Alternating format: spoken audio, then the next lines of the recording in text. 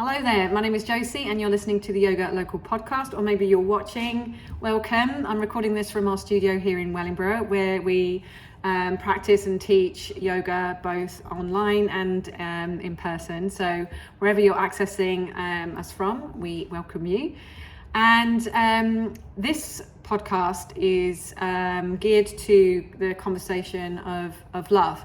We're moving into February and we'll get bombarded with all that kind of commercial, hearts and flowers kind of love, and the butterflies in the stomach kind of love. And, that has its place. And, there's many kind of ways to love. But in yoga, it's such a big, expansive topic. And it really underpins a lot of what we're doing. And without this kind of flavor of love in our practice, and this desire to understand ourselves as intrinsically loving, our practice doesn't really get us anywhere. And there's a reason for that.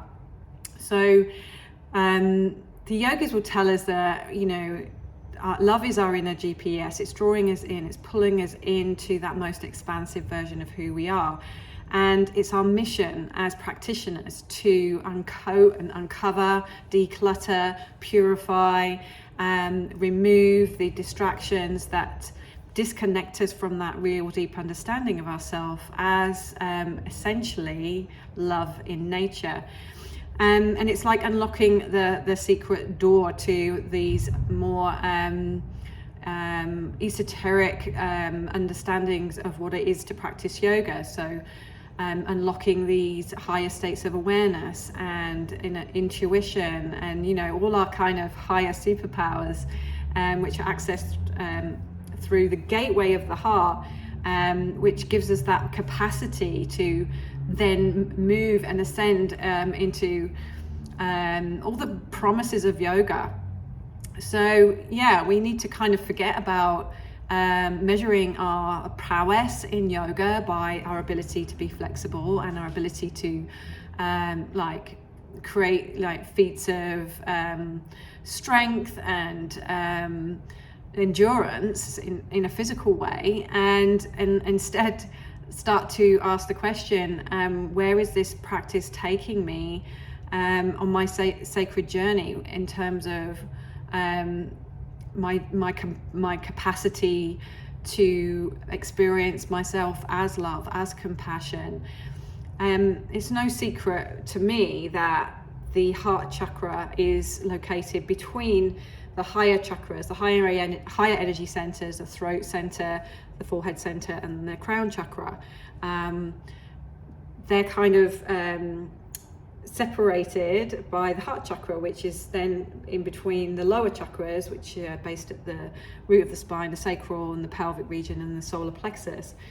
And if we're too connected, too attached to the energies in the lower energy centers, the ones that are connected to our ego personality, our desire for stability, our desire for pleasure, our desire for power, are all those energies that we work with in the lower energy centers. And there's nothing innately wrong with that, but those energies can keep us just staying in the realm of same old. We're just constantly chasing stability, safety, constantly chasing pleasure, working in that creative realm, and that desire for material things and having power over other people.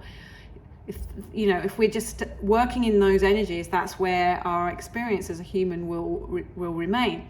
But what yoga is encouraging us to do is to go beyond those energies, use them to create the stability that we need to ascend, to find the creativity to ascend, to develop the power and be a force for good to ascend.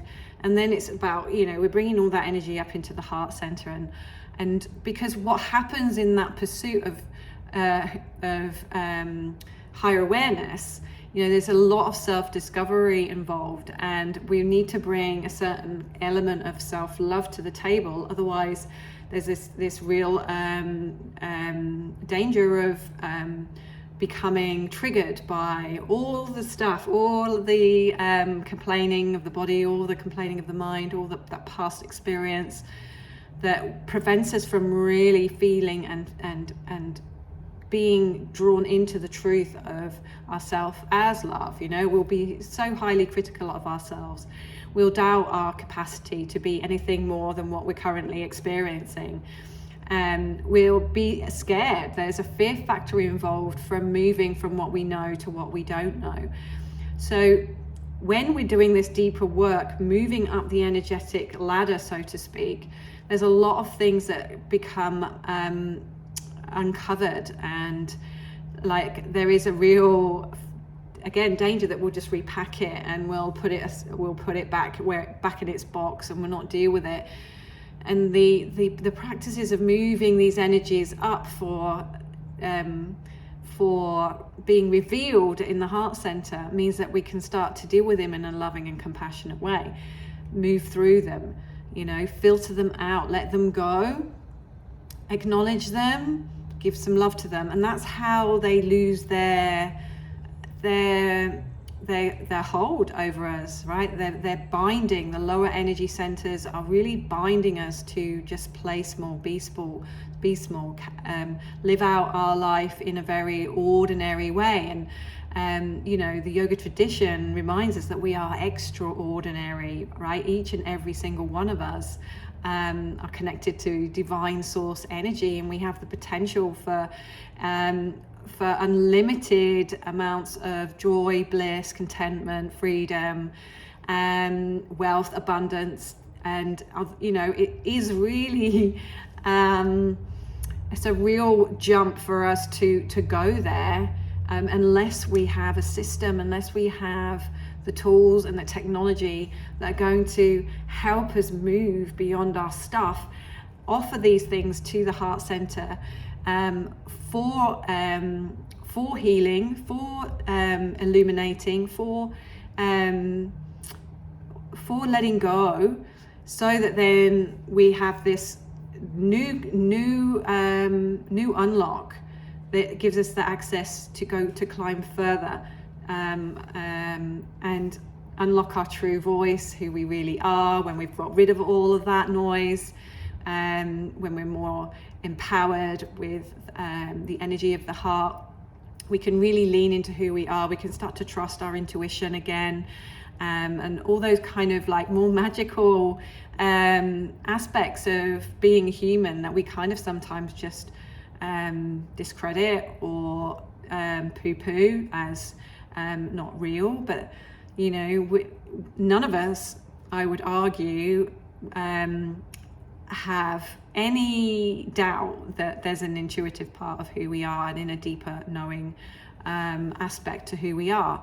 And when we can truly trust in that, then we become unstoppable, because everything we do is rooted in truth. Everything that we do is rooted in love and compassion, and it's driven from a place that's connected and correlated to purpose and meaning. So yeah, massive topic, and it's something that we have to learn to understand in order to shape our practice in a way that's going to get us from where we are, lower energy centers, maybe hanging out in fear and anxiety, maybe even depression, maybe just no get up and go power, maybe stress. All those negative energies are keeping us stuck, are keeping us limited, are keeping us in the realm of the doing, right? And instead of the being.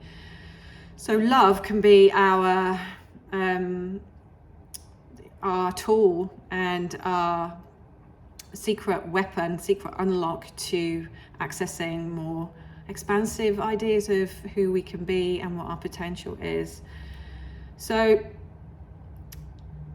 how do we live in love? How do we bring a little bit more love to the table? How do we kind of, avoid getting into the trap of feeling unlovable, unworthy, ultimately, therefore, not ever getting that access to higher states of awareness. Well, first of all, practice yoga in the traditional way. It will lead you there if you follow the map that has been laid down by the tradition over thousands of years. Okay, it is a progressive science, and if you follow that science, it will take you to where you want to go. Okay, and efficiently, right? But here's a few tips to get you thinking. So first of all, to live in love is to be present, and to be present to be present to the now, and understanding the comings and goings of the mind are fleeting, right? But there's that part of you that's in that present state, that's in that witnessing state, that can then start to redirect all that kind of energetic movement, whether it's a thought, whether it's a feeling, whether it's a memory, whether it's a desire, right? We get that moment when we're present to redirect that energy.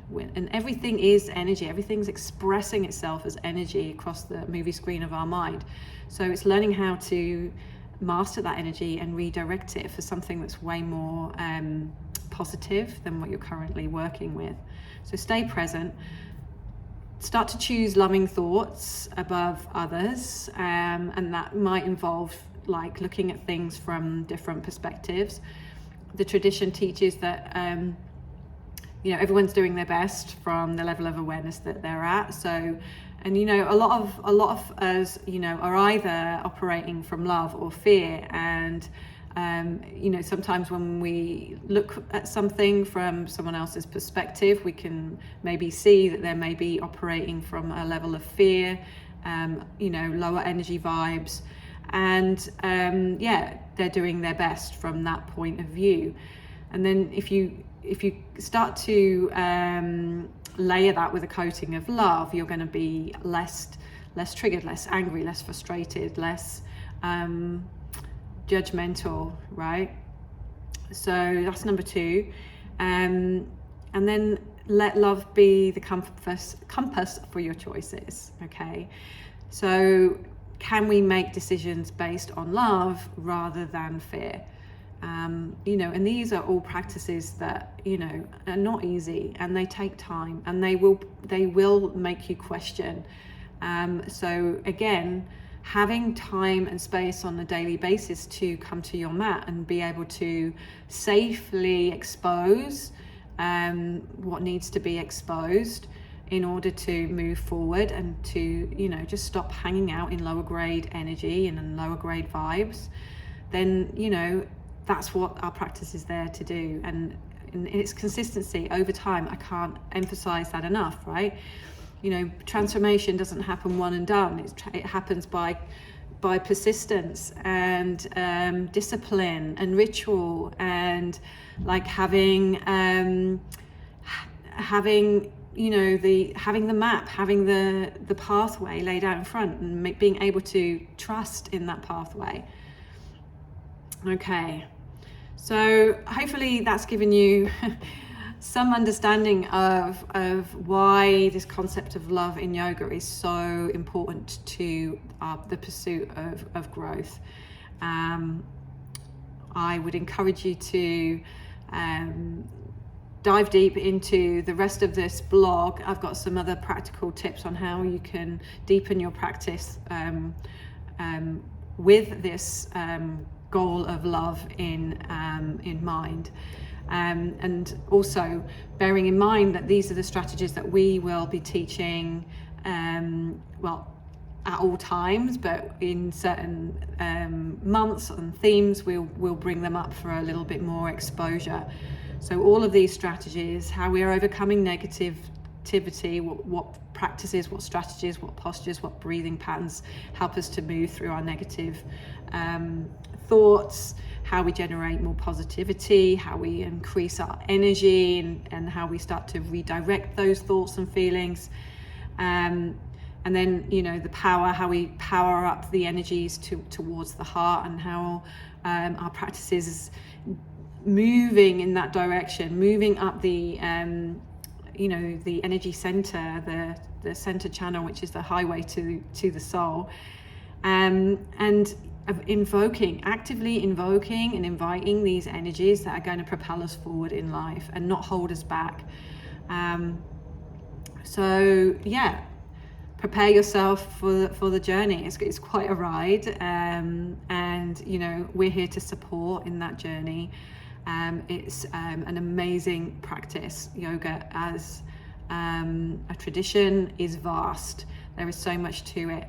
Its ultimate aim is to deliver you into a true sense of self, to deliver you to an understanding that you are more than just this physical manifestation, and to really reconnect with the subtle aspects of who you are, and starting with that real understanding that at your core you are love, and that's what the ancient sages would describe, I guess, as ultimate bliss. So if you're interested in achieving ultimate bliss, then let's get on the path. Let's start to walk and own this journey, own this pathway. So that's all for now. If you've got questions, that was quite a lot to take in, but obviously we'll be breaking this down throughout February. So come and learn some more and open your hearts, and I will see you on the next podcast. Bye for now.